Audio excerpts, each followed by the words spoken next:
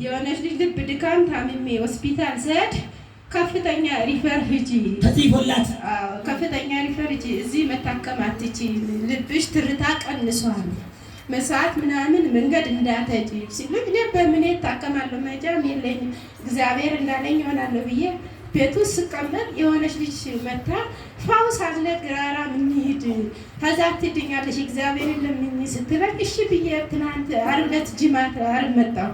መጥቼ በቃ ጸይት ምንም ስል መሬቱን ይዛችሁ እንደዚህ ጸልዩ ስትይ መሬት ይዛችሁ እንዲያርጋችሁ አፈሩን ራሱ ስትይ ስቃ ደም አስመለሰኝ።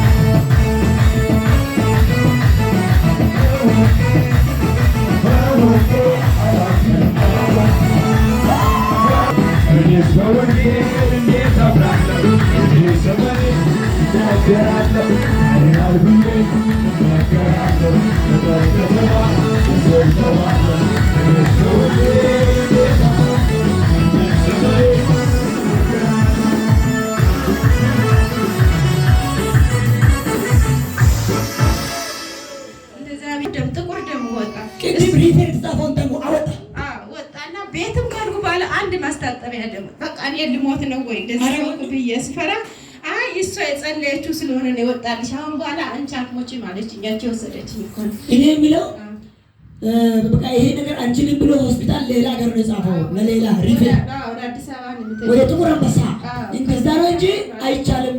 መሳቂም አይፈቀድም፣ ጉዞም አይቻልም፣ አስቢም አትግቢ። ስለዛ አትችይም ተብለሽ ዶክተር አንቺን ብሎ ለሌላ ለአዲስ አበባ ለጥቁር አንበሳ ሪፈር ጽፎ ነበር። ልብ ድካም ተብሎ የመጣሽው ከአማራ ክልል ነው። አሁን ግን እግዚአብሔር ይመስገን እዛን ቀን በኋላ አፈሩ ብቻ ተፈወሽ ያለሽ ብቻ ነኝ ስላረኩ ብቻ ነው እግዚአብሔር ይኔ አንቺ ያወጣ ጎበስ ብቻ በብላስ ቃል ቀመስኩት በቃሁን ተፈውሰሻል። ለጌታ ክብር አትኩ አሜን። ይሄ የደካሞች ማረፊያ የሚጠጡበት ምንጭ ነው። አሜን። የሚፈወሱበት ምንጭ ነው። አሜን አሜን አሜን። እስቲ ሳቂ አሁን ለጌታ ያይሳ